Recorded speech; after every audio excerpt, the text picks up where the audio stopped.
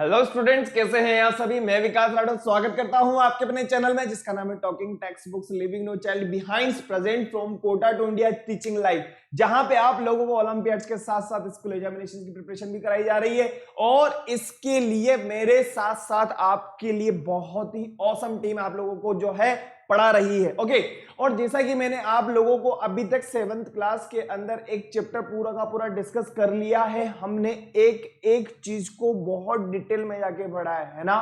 तो आज अपन उसी चैप्टर का रिवीजन करने वाले हैं ताकि अगर किसी तरह की कोई शंका हो तो वो आज क्लियर हो जानी चाहिए। ओके, तो आप लोगों को क्या करना होगा बेटा, फटाफट से अपने रजिस्टर पेन वगैरह सब कुछ निकाल करके बैठना है और जो जो चीजें हमने अभी तक पढ़ी है फटाफट उनको टिक करते चले जाना है। ओके, और कहीं पर भी किसी भी तरह की कोई बात लगे तो आप मुझे कमेंट कर सकते हो, लेकिन उससे पहले आप लोगों को क्या करना होगा, वीडियो को लाइक करना होगा, शेयर करना होगा, चैनल को सब्सक्राइब करना होगा। सब्सक्राइब करने के बाद में यहाँ पे आप लोगों को बेल आइकन नजर आ रहा होगा और बेल आइकन को प्रेस कर देना है ताकि आपको नेक्स्ट वीडियो की टाइमली नोटिफिकेशन मिल सके। ओके, फटाफट से करो, फिर आगे बढ़ेंगे अपन। ओके, रेडी हो जाओ, फटाफट रेडी हो गए क्या, बता दो मुझे फटाफट से, है ना, फिर अपन आगे चलेंगे। देखो, कुछ नहीं करना है, जो हमने अभी तक नोट्स बनाए ना उन नोट्स को ही लेकर के बैठना है। पूरा का पूरा अपन आज उसका रिवीजन करने वाले हैं, टेंशन नहीं लेनी है किसी भी तरह की। ओके, जो हमने 7th क्लास के अंदर न्यूट्रिशन इन ऑर्गेनिज्म पढ़ा है, इंट्रोडक्शन से लेकर के टिल लास्ट तक किस किस तरीके से फूड का डाइजेशन हमारी बॉडी के अंदर हो रहा है, हम सब कुछ आज देखने वाले हैं सरसरी निगाहों के साथ, प्लस इसके अलावा डिटेल में भी। ओके, चले आगे, चलिए ठीक है, आगे बढ़ते हैं। तो आप लोगों को जैसा मैं बता चुका हूं वो ये कि अगर आप अपनी प्रैक्टिस करना चाहते हो तो आप लोगों को क्या करना होगा, टेलीग्राम को डाउनलोड कर लेना होगा। और यहाँ पे आप लोगों के लिए क्या प्रेजेंट है, यहाँ पे आप लोगों के लिए बेटा अवेलेबल है sample papers, DPP study material, ताकि आप इजीली अपनी प्रिपरेशन कर सको। और अगर इसमें किसी तरह का कोई डाउट लगी तो आप मुझे यहाँ पे कमेंट करिए, अपन उसको यहाँ पे डिस्कस करेंगे। ओके, टेंशन वाली बात नहीं है। जैसे कि अगर मैं बात कहूं, आज हम जैसे 7th क्लास का डिस्कस कर रहे हैं, तो 7th क्लास के लिए जो कोड है वो कौन सा कोड है बेटा आप लोगों के लिए, t.me/ttb07। ओके, ये आपको अप्लाई कर देना है और आप हमारे टेलीग्राम चैनल को ज्वाइन कर चुके होंगे और आप इजीली इस पाथ के थ्रू जितने भी डीपीपी वगैरह हैं, स्टडी मटेरियल इजीली एक्सेस कर चुके होंगे। ओके, सैंपल पेपर से बेटा, है ना। चले आगे, चलिए। और आप लोगों को बहुत इंपॉर्टेंट बात जो मैं बताने जा रहा हूं वो ये कि आप लोगों को क्या करना होगा, और भी ज्यादा प्रैक्टिस करनी है तो आप लोगों को क्या करना है, टॉकिंग टेक्स्ट बुक की वेबसाइट को विजिट करना होगा। और जैसा कि यहाँ पे एग्जांपल के तौर पे आप लोगों को यहाँ पे 6th क्लास के लिए बताया गया है बेटा, जो 6th क्लास का सिलेबस है, जो 6th क्लास का पैकेज है, वो आपको कितने में मिल रहा है, यहाँ पे अगर हम देखें तो 9000 में मिल रहा है। लेकिन उससे पहले मेरी बात को सुनो, आपको इसमें क्या क्या मिल रहा है, study material, live and recorded classes, daily quizzes, by weekly quizzes भी है, प्लस इसके अलावा आपको होमवर्क मिल रहा है, एक्सपेक्टेड क्वेश्चंस मिल रहे हैं, प्लस इसके अलावा पेरियोडिक टेस्ट पेपर वगैरह सब कुछ मिल रहा है। और हमारा पर्सनल अटैचमेंट तो आपको मिल ही रहा है ना। लेकिन अब आपको क्या करना होगा, जैसे कि मेरी बात सुनना, आपने जैसे ही वेबसाइट को विजिट किया और आप बाय नाउ पे जैसे क्लिक करोगे, जो आपकी क्लास है उसके रेफरेंस में आपको देखना है। ओके, अब जैसे ही आप बाय नाउ पे क्लिक करोगे तो आप 2nd नंबर की विंडो पे आ जाओगे। 2nd नंबर की जो विंडो है, 2nd नंबर का जो पेज है, यहाँ पे बेटा हमारे पास में प्राइस डिटेल्स है। अब आप लोगों को यहाँ मिलेगा 30% डिस्काउंट। अब ये 30% डिस्काउंट लेने के लिए आप लोगों को क्या करना होगा, आप लोगों को मेरा कोड यूज करना होगा जो कि है वी आर लाइव। हम लोग जीवित हैं, सीधी सी बात है। जैसे ही आप इस कोड को यूज करोगे आप लोगों को 30% डिस्काउंट मिल जाएगा और 9000 में से आपके 2700 डिडक्ट हो जाएंगे। और ये सिलेबस मात्र आपको कितने में मिलेगा, 6300 में। सोच करके देखो क्या क्या मिल रहा है। और यही चीज 7th क्लास में भी, यही चीज 8th क्लास में भी, यही चीज 9th क्लास में भी, यही चीज 10th क्लास में भी। ओके, 30% डिस्काउंट लेने का बहुत अच्छा मौका है। ओके, फटाफट से देखते चले जाइए। ओके 6300 में मात्र आपको ये पैकेज अवेलेबल हो जाएगा। फिर आपको क्या करना होगा, बाय पैकेज पे क्लिक करना होगा। जैसे आपकी सुविधा हो उस सुविधा अनुसार आप पेमेंट कर सकते हो। ओके, और जैसे ही आपका पेमेंट हो जाएगा बेटा, यहां से आप लोगों के लिए एक कंफर्मेशन कॉल आ जाएगा, ताकि आप लोगों को पता चल सके कि आपका जो पैकेज है वो अभी कहां है और कितने दिनों तक आपके पास पहुंच चुका होगा। ओके चले, और अगर किसी भी तरह की कोई दुविधा लगे तो आप यहां पे कॉल कर सकते हो। ओके 9549041111 पे। ओके आई होप क्लियर हो गया होगा, है ना। चलिए ठीक है, तो आज हम देखने वाले हैं रिवीजन करने वाले हैं भाई साहब, रिवीजन कर पढ़ने वाले, पूरा का पूरा रिवीजन देख लेंगे आज अपन। न्यूट्रिशन इन ऑर्गेनिज्म, इसके अंदर हम न्यूट्रिशन, मोड ऑफ न्यूट्रिशन क्या होता है, ओके अमीबा के अंदर न्यूट्रिशन किस तरीके से होता है, इसके अलावा अगर हम बात करें स्टेप्स ऑफ न्यूट्रिशन क्या होते हैं, सॉरी डाइजेस्टिव स्टेप्स क्या होती हैं, उनके बारे में अपन पूरा का पूरा स्टडी करने वाले हैं।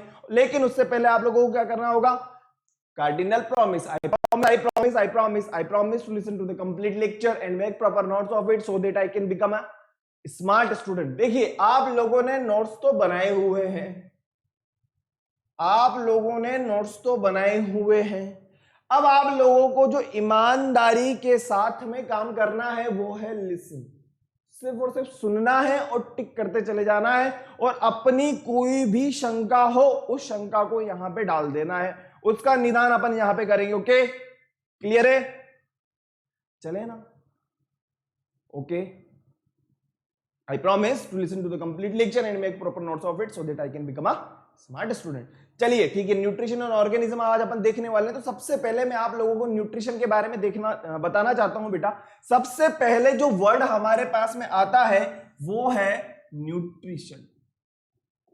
बात को समझना, पहले न्यूट्रिशन की अगर मैं बात करूं तो न्यूट्रिशन हमें किससे मिल रहा है, सोच करके बताओ, एक बारी सोच लो ईमानदारी के साथ में, न्यूट्रिशन किससे मिल रहा है, किससे मिल रहा है, किससे मिल रहा है, किससे मिल रहा है, खाने से मिल रहा है। कहने का मतलब फूड से मिल रहा है। ओके जो हम खाना खा रहे हैं उसी से मिल रहा है ना।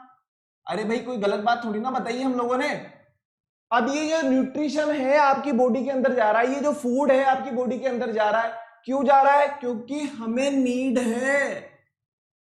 हमें किसकी जरूरत है, हमें एनर्जी की जरूरत है। किसकी जरूरत है बेटा, एनर्जी की जरूरत है, और एनर्जी के लिए तो भाई साहब खाना खाना ही पड़ेगा आपको। ओके क्या करना पड़ेगा, खाना खाना पड़ेगा।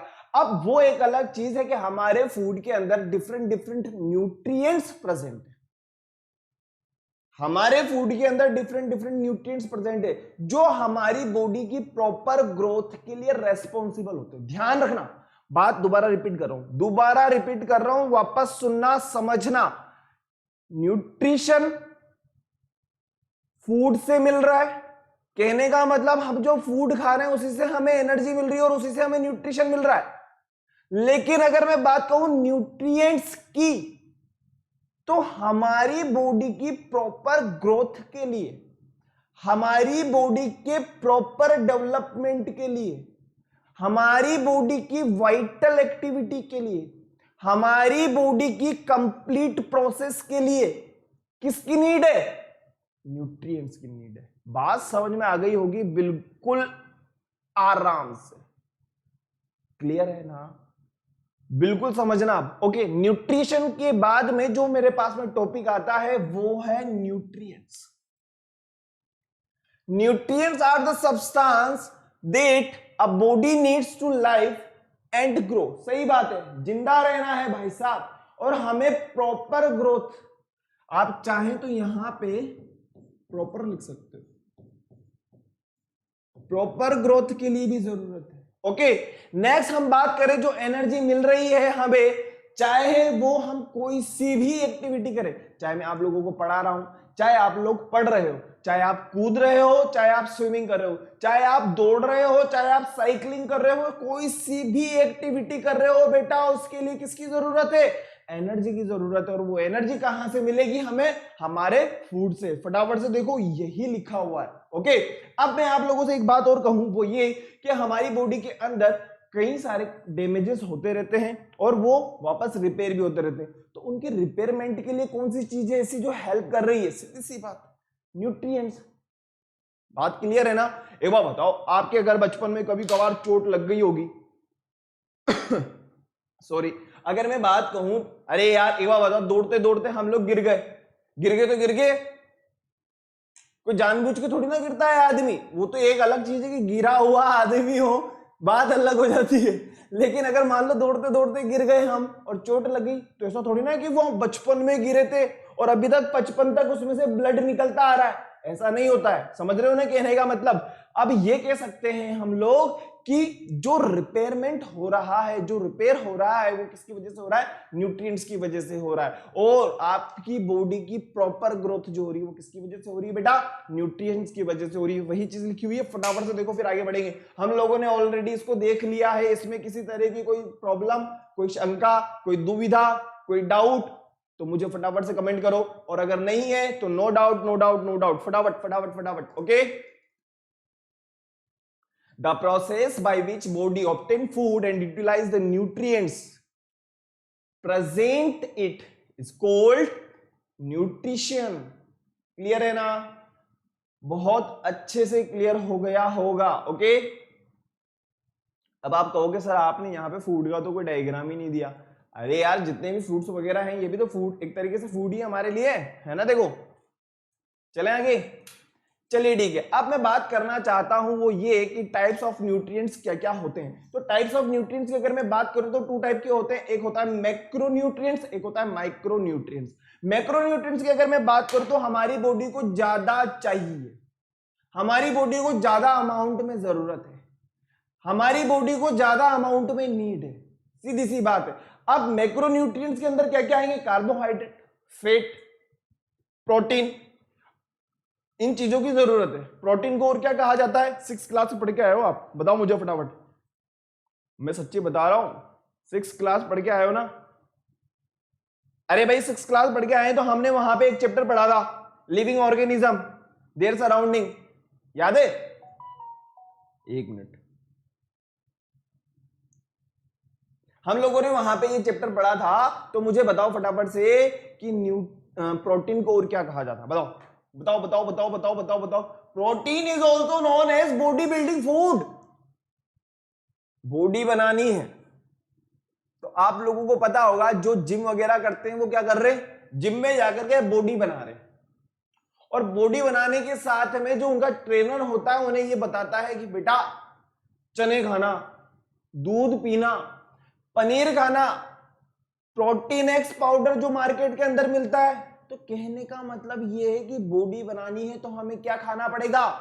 प्रोटीन लेना पड़ेगा, हमें प्रोटीन खाना पड़ेगा, सीधी सी बात है। और सबसे अच्छा काम है आप अपने घर पे आराम से दूध वगैरह पियो, पनीर वगैरह खाओ, मजा आ जाएगा। नेक्स्ट टाइप की बात करते हैं अपन फटाफट से माइक्रो न्यूट्रिएंट्स में। तो माइक्रो न्यूट्रिएंट्स क्या होते हैं बेटा? सीधी सी बात है, नाम ही बता रहा है, हमारी बॉडी को स्मॉल अमाउंट में जरूरत होती है। विटामिन की बात कर लें हम लोग, मिनरल्स वगैरह की हम बात कर लें, इनकी जरूरत तो है, मैं ये नहीं कह रहा कि इनकी जरूरत नहीं है। Needed in smaller quantity, needed in smaller quantity. Micronutrients में हम किस किस को काउंट करते हैं? Minerals and vitamins. क्लियर हो गया ना? चलें आगे। अब अपन एक बार कार्बोहाइड्रेट क्या होते हैं, मिनरल्स क्या होते हैं, इनके बारे में देख लेते हैं। आपको बहुत जोरों की भूख लग रही है, आपको बहुत, आपकी बॉडी में एनर्जी नाम की चीज ही नहीं है, इंस्टेंट एनर्जी लेनी है हम लोगों को, तो क्या करना पड़ेगा? कार्बोहाइड्रेट लेना पड़ेगा। कहने का मतलब ग्लूकोज लेना पड़ेगा हम लोगों को। क्या करना पड़ेगा? ग्लूकोज लेना पड़ेगा। गर्मी के दिन चल रहे हैं, आप लोग आराम से क्या करिए, अगर आपकी बॉडी में एनर्जी लेवल कम है तो क्या करो, 1 गिलास लो पानी, उसके अंदर ग्लूकोज वगैरह डाल लो, मिला करके शेक करके उसको आराम से पी जाओ, ठीक है? फिर देखना आपकी बॉडी के अंदर एनर्जी आ जाएगी। नेक्स्ट हम बात करें फैट की, तो फैट जो होता है हमारी बॉडी के अंदर स्टोर होता रहता है, स्टोर होता रहता है, ये भी तो एनर्जी देता है हम लोगों को, ठीक है ना? नेक्स्ट हम बात करें अगर प्रोटीन की, तो प्रोटीन के बारे में अपन ऑलरेडी डिस्कस कर चुके हैं, लेकिन फिर भी मैं आप लोगों को बता दूं, हमारी बॉडी की ग्रोथ के लिए, हमारी बॉडी की डेवलपमेंट के लिए हमें किसकी जरूरत रहती है बेटा? प्रोटीन की जरूरत रहती है। नेक्स्ट हम बात करें विटामिन की, water and fat vitamin play important role in many chemical process, यानी कि जितने भी केमिकल प्रोसेस होते हैं उसके लिए हेल्प होती है। नेक्स्ट मिनरल्स की अगर अपन बात करें तो मिनरल्स वापस से वही केमिकल प्रोसेस होती है, ओके? मतलब केमिकल फॉर्म में हमें प्रेजेंट, जैसे कि अपन बात कर रहे हैं कि vitamin A, vitamin B, vitamin C, तो क्या करते हैं डॉक्टर अगर हमारे किसी भी तरह की कोई कमी रह जाती तो मार्केट के अंदर इनके कैप्सूल्स वगैरह अवेलेबल रहते हैं ना, वो वाली चीज है। वाटर तो बहुत ज्यादा एसेंशियल है, क्योंकि जितना भी प्रोसेस हो रहा है हमारी बॉडी के अंदर बहुत ज्यादा जरूरी, एसेंशियल। देखो ये तो लेना ही पड़ेगा, क्लियर है? चलो एक बार देख लो फिर आगे बढ़ेंगे अपन। ओके, बहुत सिंपल है बेटा, अभी तक अपन ने कुछ नहीं करा।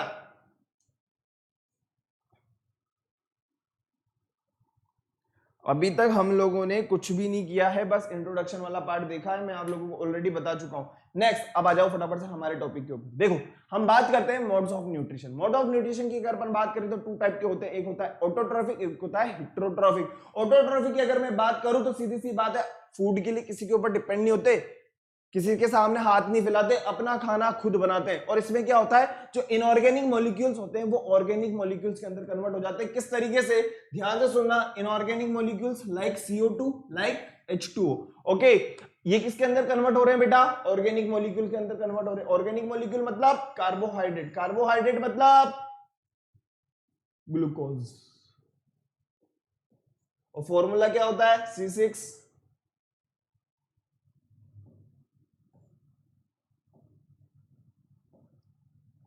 C6H12O6। क्लियर है?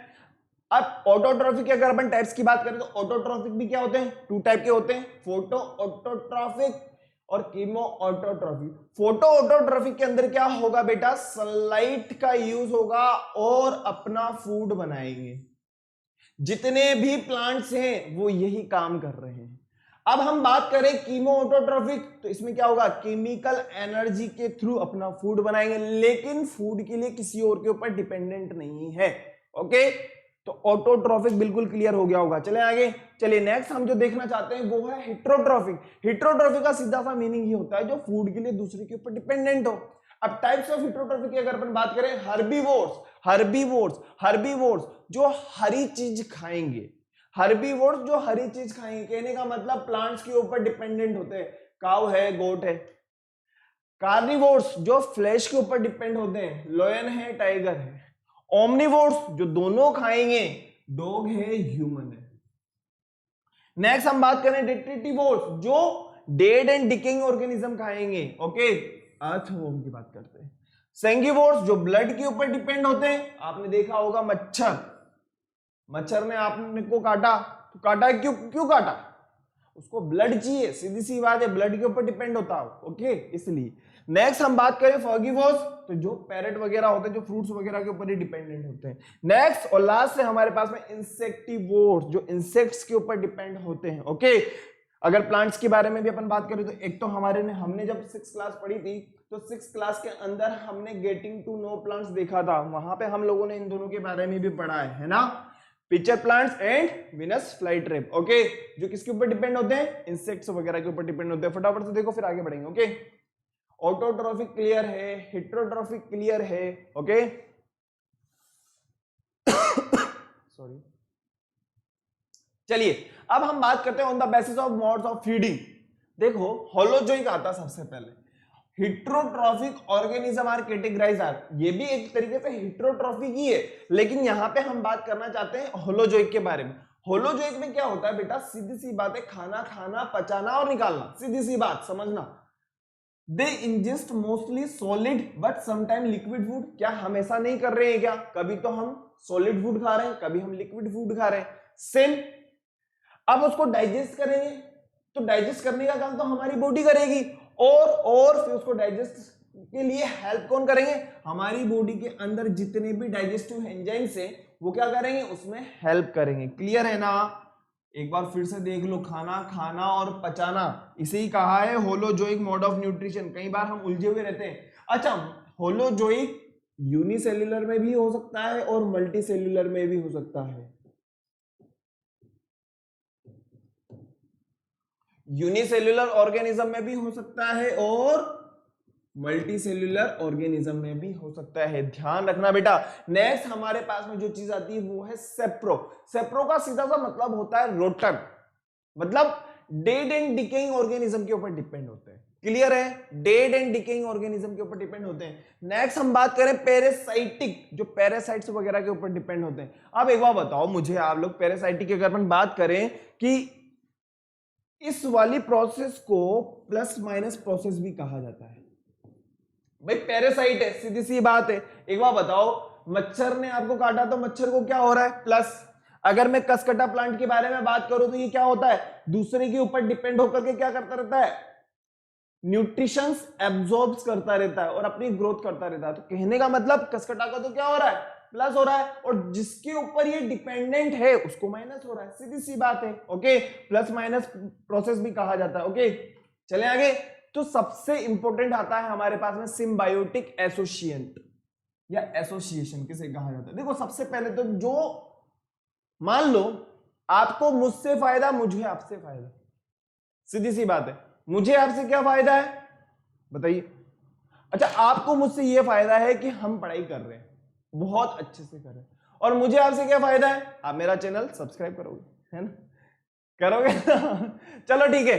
अब मेरी बात सुनना, मतलब कि इसको हम और क्या कह सकते हैं? प्लस प्लस प्रोसेस भी कह सकते हैं। क्या कह सकते हैं? आपको भी फायदा, मुझे भी फायदा। तो इसके अंदर क्या होता है? जो एक दूसरे के साथ में अटैच्ड है उन्हें कहा जाएगा सिम्बायोट्स, और इस प्रोसेस को कहा जाता है बेटा सिम्बायोटिक एसोसिएशन। एग्जांपल है इसका लाइकेन। ओके, लाइकेन में क्या होता है? एल्गी और फंजाई, ये दोनों के दोनों, या फंजाई, जो भी आपको बोलना है, जो भी कोई दिक्कत वाली बात नहीं है, ये दोनों एक दूसरे के डेवलपमेंट के लिए एक दूसरे के साथ में अटैच होते हैं। देख लो एक बार फटाफट से, फिर आगे बढ़ेंगे। ओके, नेक्स्ट ये वाली जो चीज है हम पहले भी डिस्कस कर चुके हैं, फटाफट से देखो। होलोजोइक की अगर अपन बात करें, paramecium, hydra, amoeba, mosquito. Holozoic को जैसा अभी हमने पढ़ा है, होलोजोइक मोड ऑफ न्यूट्रिशन, है ना? खाना खाना और पचाना, चाहे यूनिसेल्युलर हो चाहे मल्टीसेल्युलर हो। Which of the following is the type of nutrition? Autotrophic, saprotrophic, heterotrophic, all of the correct. बिल्कुल सही बात है, all of the correct. Next हम बात करें, which of the following type of plant is given in the image? Insectivorous plants, insects खा रहा है, बिल्कुल सही बात है, इंसेक्टिवोर्स हो जाएगा। चलें आगे, क्लियर हो गया होगा, है ना? थोड़ा सा स्पीड में लेना होगा बेटा, हमारे को बहुत सारा पढ़ना है। अब हम देखना चाहते हैं फोटोसिंथेसिस प्रोसेस।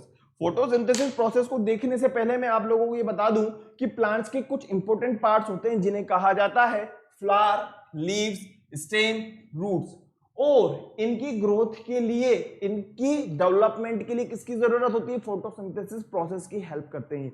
मतलब फोटोसिंथेसिस में हो क्या रहा है? फूड बन रहा है, और वो फूड क्या करेगा? प्लांट की ग्रोथ करेगा। और प्लांट की ग्रोथ होगी तो एक पार्ट की थोड़ी ना होगी, सभी की ग्रोथ होती है। क्या लीव्स की ग्रोथ नहीं होती है? क्या स्टेम की ग्रोथ नहीं होती है?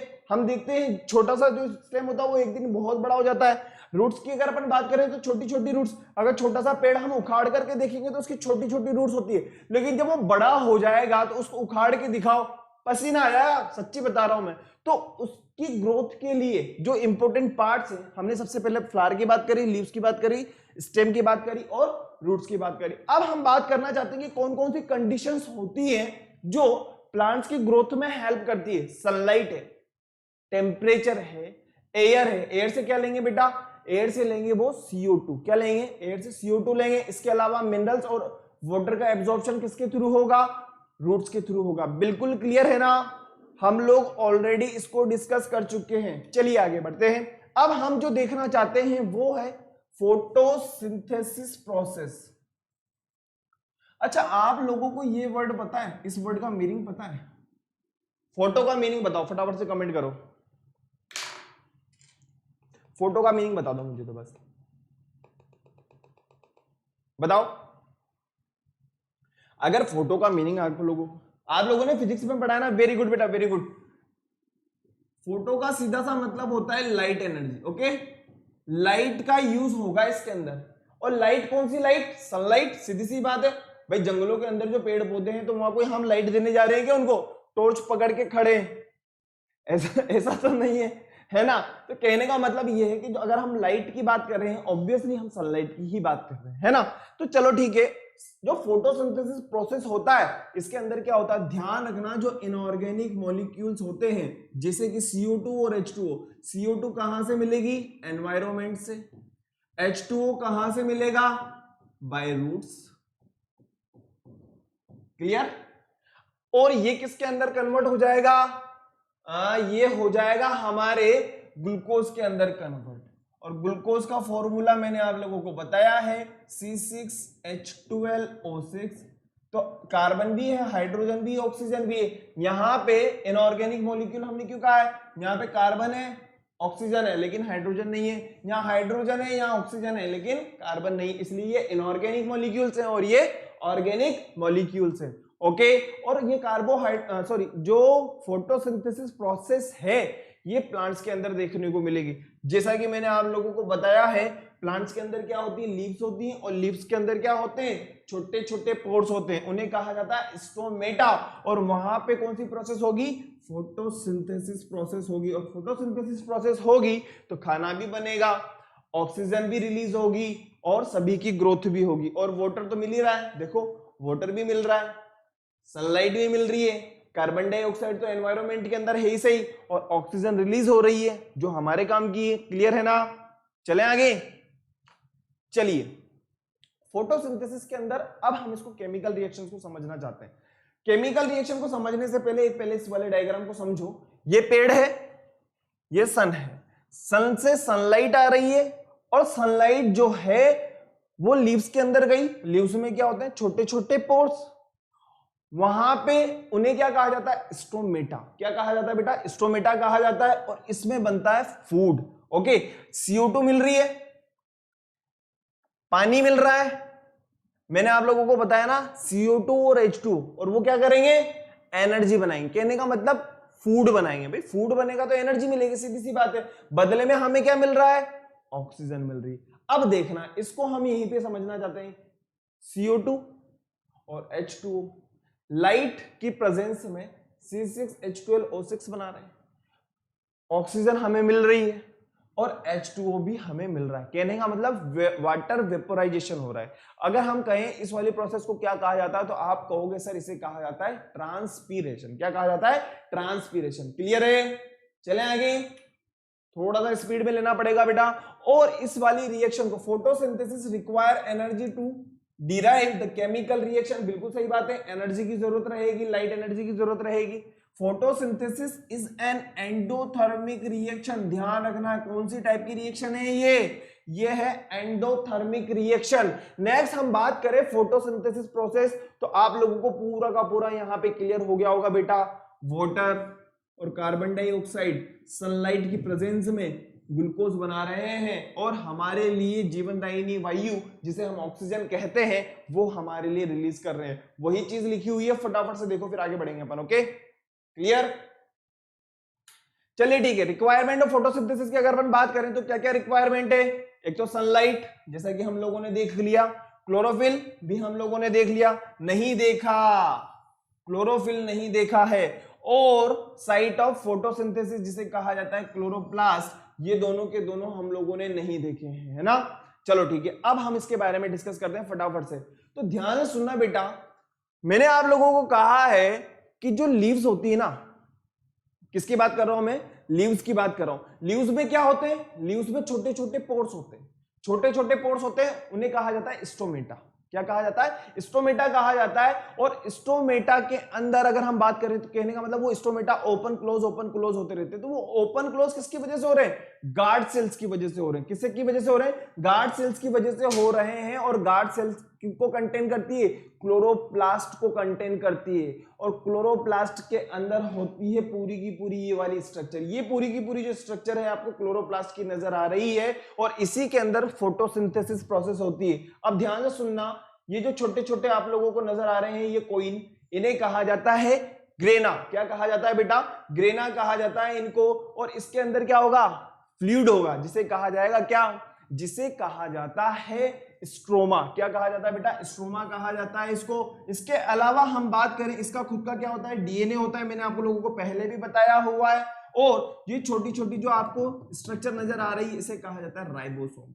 ओके, अब ध्यान से सुनना, ये जो ग्रेना है ना, ये ग्रेना एक दूसरे के साथ में अटैच्ड होते हैं। तो वो जिसके साथ में अटैच्ड है उसे कहा जाएगा स्ट्रोमल लेमिला। क्या कहा जाएगा, स्ट्रोमल लेमिला। और इसकी दो बाउंड्री है, आउटर और इनर। बाहर वाली को तो हमने क्या कहा है, आउटर मेम्ब्रेन, और अंदर वाली को हमने कहा है इनर मेम्ब्रेन। बिल्कुल क्लियर है? नहीं है तो अब आप लोगों को बिल्कुल क्लियर हो जाएगा, बस ध्यान से सुनना मेरी बात को।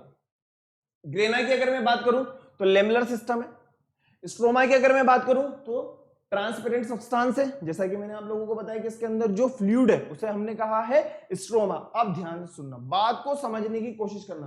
अब आप लोगों को यहां पे नजर आ रहा होगा स्टोमेटा किस तरीके से ओपन और क्लोज हो रहा है। ये तो ओपन स्टोमेटा है, ये क्लोज स्टोमेटा है। ओपन स्टोमेटा की अगर मैं बात करूं, ओपन स्टोमेटा की अगर मैं बात करूं तो ये जो सेल नजर आ रही है ना बेटा आपको, ये वाली जो सेल है इसे कहा जाता है गार्ड सेल। ओके, क्या कहा जाता है? Guard cell. ये जो गार्ड सेल्स होती हैं, गार्ड सेल किसको कंटेन करती है? क्लोरोप्लास्ट को। और क्लोरोप्लास्ट के अंदर मैंने आप लोगों को बता दिया फोटोसिंथेसिस प्रोसेस होती है, यही पूरा का पूरा है।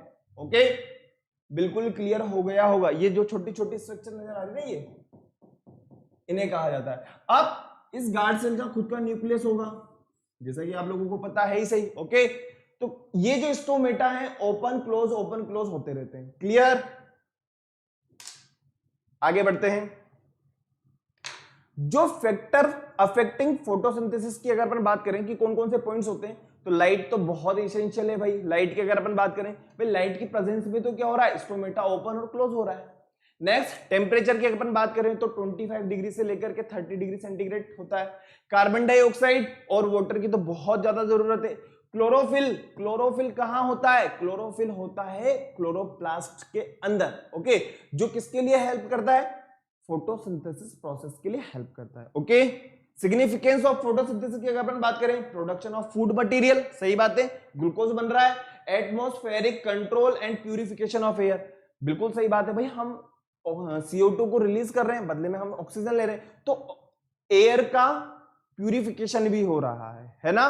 चलें आगे। चलिए अब हम बात करते हैं nutrition in amoeba. Nutrition in amoeba की अगर अपन बात करें तो अमीबा कैसा ऑर्गेनिज्म है? यूनिसेल्युलर ऑर्गेनिज्म है। यूनिसेल्युलर ऑर्गेनिज्म के अंदर फेगोसाइटोसिस प्रोसेस होगा। किसके अंदर? अमीबा के अंदर फेगोसाइटोसिस होगा। फेगोसाइटोसिस मतलब सूडोपोडिया का फॉर्म करेगा, और सूडोपोडिया के फॉर्म करने से वो क्या करेगा? अपना फूड अंदर ले लेगा। वही चीज यहां पे लिखी हुई है। यूनिसेल्युलर ऑर्गेनिज्म, न्यूट्रिशन का जो मोड होगा होलोजोइक, हम अभी जस्ट इसको देख करके आए हैं। Obtaining food is by phagocytosis, पूरा का पूरा प्रोसेस हम लोग देख चुके हैं। Okay, clear?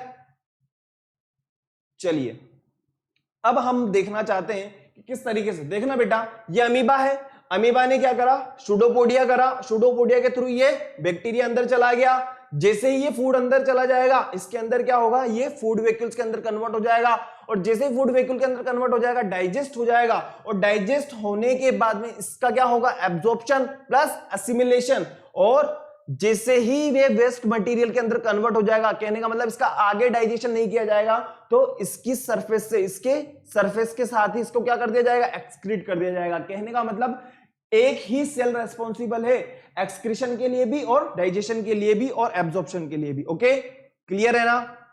चलिए ठीक है। अब हम बात करते हैं nutrition in animal. Nutrition in animal की अगर अपन बात करें तो सबसे खास बात, 5 स्टेप सबसे इंपॉर्टेंट होती है। वो होती है ingestion, digestion, absorption, assimilation, egestion. Egestion की अगर अपन बात करें, खाना खाना। डाइजेशन की अगर मैं बात करूं तो जो हमने खाना खाया उसको डाइजेस्ट करना।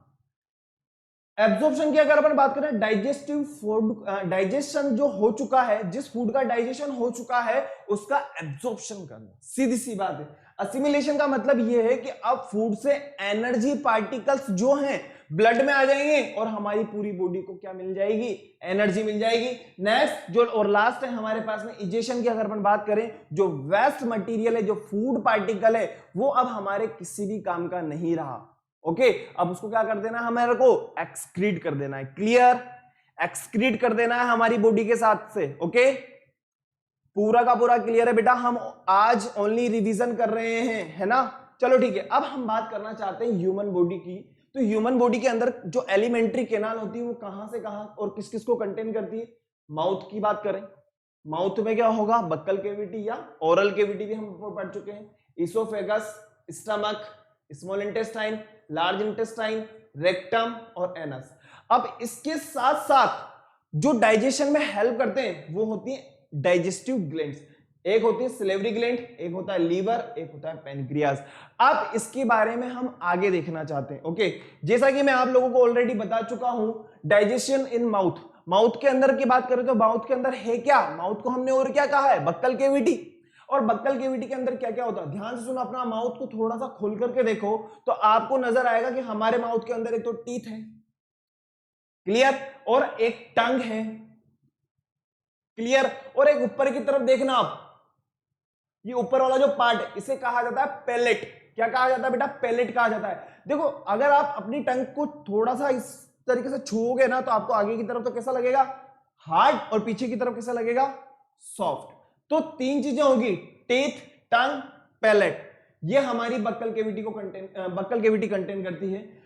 द माउथ और बक्कल केविटी कंटेन टीथ, टंग, पैलेट और सिलेवरी ग्लैंड। और जैसा कि आप लोगों को पता है कि हमारे माउथ के अंदर क्या होता है, सलाइवा होता है, वोटरी सब्सटेंस होता है। ओके, जो वोटर है वो किसकी वजह से है, वो सिलेवरी ग्लैंड की वजह से ही होता है। ओके, अब जो टीथ हैं वो किस में हेल्प करते हैं, च्यूइंग में हेल्प करते हैं। कहने का मतलब हमारे फूड को छोटे छोटे पार्टिकल्स के अंदर कन्वर्ट करते हैं। जो हम फूड खा रहे हैं वो कॉम्प्लेक्स फूड है ना बेटा, उसको डाइजेस्टिव फॉर्म में चेंज करना पड़ेगा। ओके, अब जो छोटे छोटे पार्टिकल्स के अंदर कन्वर्ट करने की प्रोसेस होती है इसे कहा जाता है मैस्टिकेशन। क्या कहा जाता है बेटा, मैस्टिकेशन कहा जाता है। और इसके अलावा हम बात करें टंग, तो टंग की क्या हेल्प करती है, एक बार बताओ, हमारे माउथ के अंदर टंग का क्या काम है, जो फूड है उसको मिक्स करने का काम है। फूड को क्या करती है, अरे भाई टेस्ट बर्ड्स भी प्रेजेंट होते हैं, टेस्ट में भी हेल्प करती है, लेकिन डाइजेशन की अगर अपन बात करें तो वो क्या कर रही है, उसको डाइजेशन फॉर्म में चेंज कर रही है, उसमें सलाइवा मिक्स करके उसको मिक्सअप का काम कर रही है, सीधी सी बात है। ओके, क्लियर है,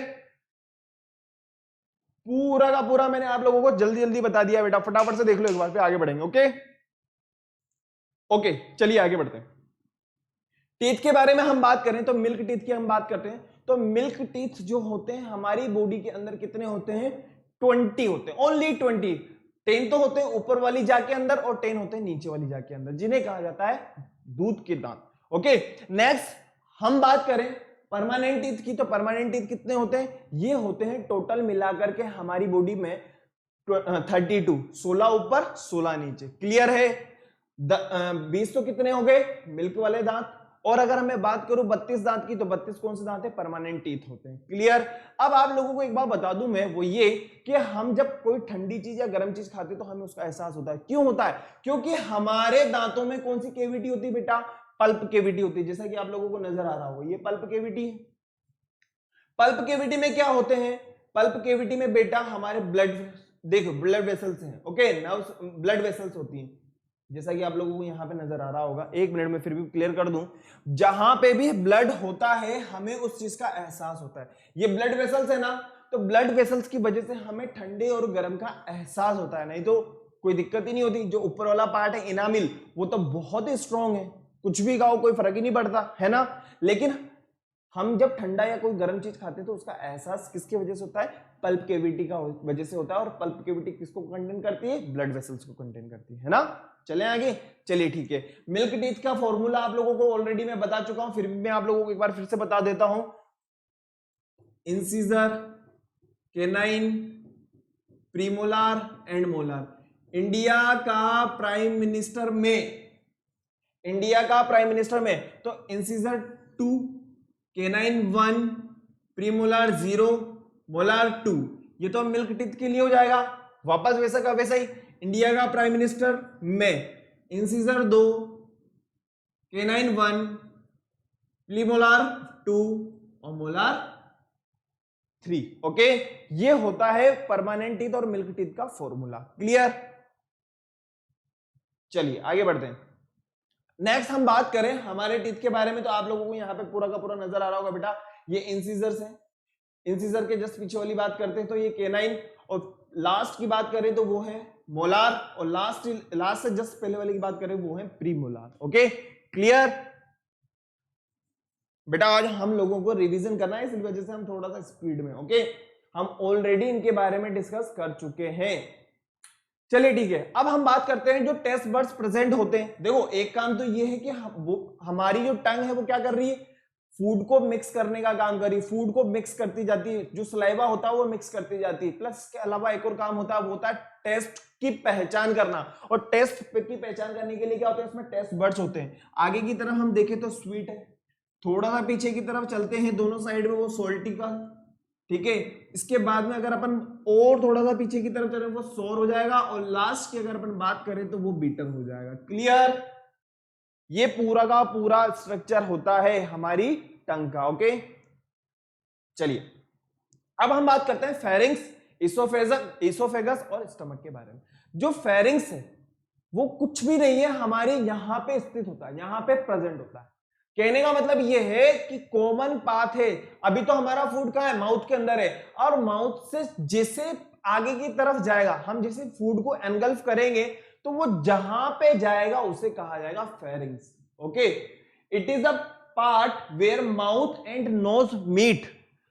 नोज वाला पार्ट और माउथ वाला पार्ट जहां मिल रहा है, बक्कल केविटी के लास्ट वाले पार्ट की बात कर रहा हूं मैं। ओके, उसे कहा जाता है फेरिंग्स।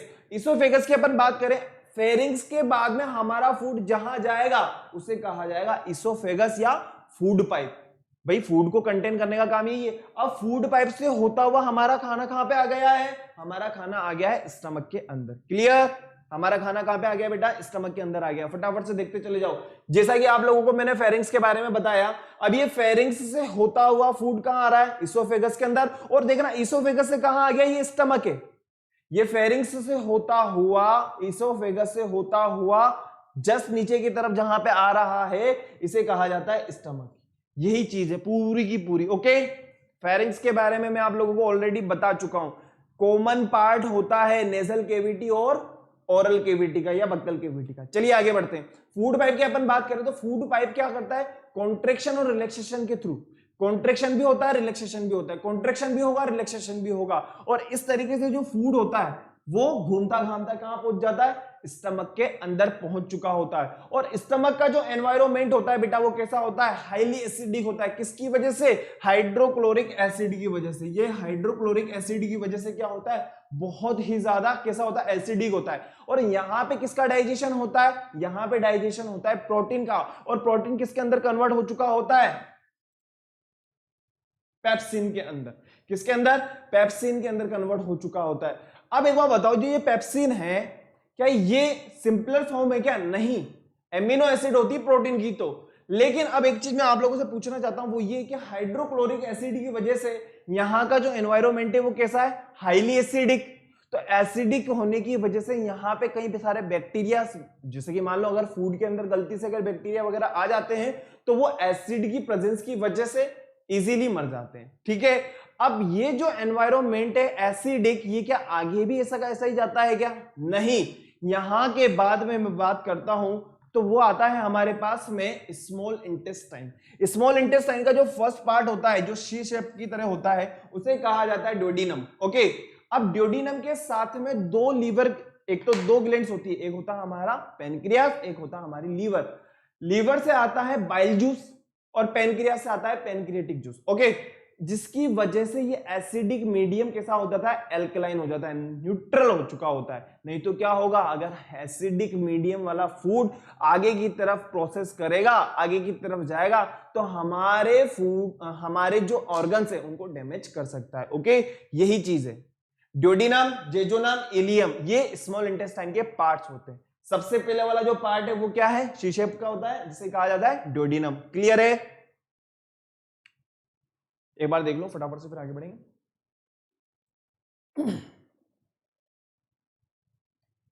बेटा आज अपन पूरा का पूरा रिवीजन कर रहे हैं, इससे पहले अपन इनको बहुत डिटेल में पढ़ चुके हैं।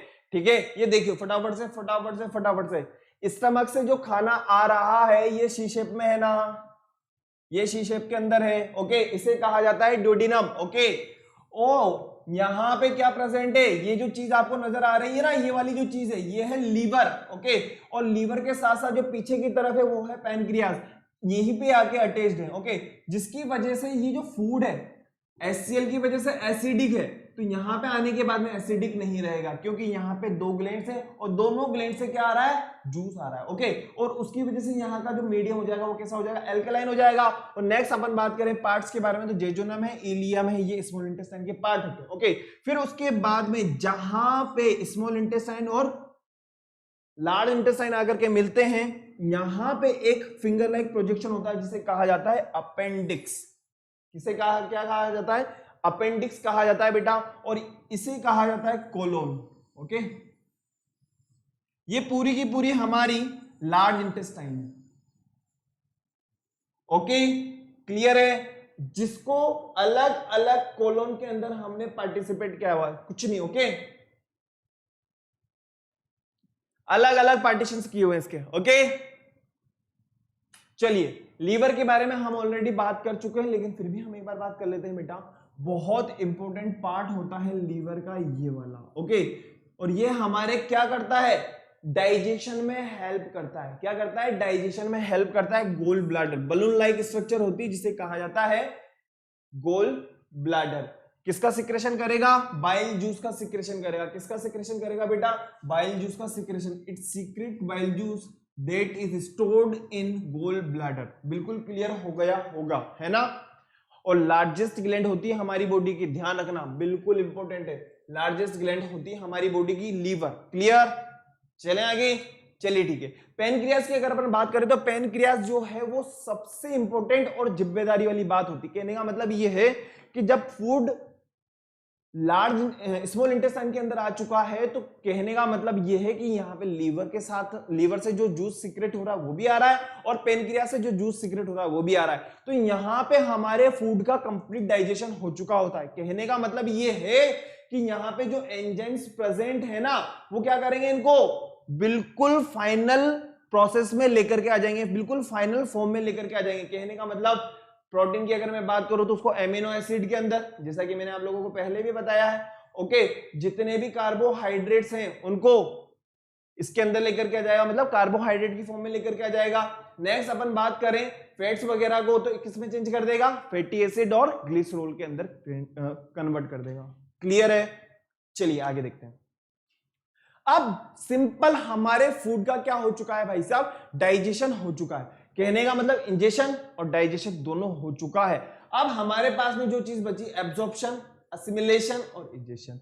एब्जॉर्प्शन की अगर मैं बात करूं तो स्मॉल इंटेस्टाइन में क्या होगा बेटा, स्मॉल इंटेस्टाइन में उसका एब्जॉर्प्शन होगा। कहने का मतलब फिंगर लाइक प्रोजेक्शंस होते हैं जिन्हें हम विलाई कहते हैं। ओके, वहां पे उसका क्या होगा, एब्जॉर्प्शन होगा। नेक्स्ट, एनर्जी रिलीज, जो एनर्जी है वो हमारे फूड के साथ साथ हमारे ब्लड के अंदर आ जाएगी, और हमारी पूरी बॉडी के अंदर क्या हो रहा है, ब्लड फ्लो हो रहा है।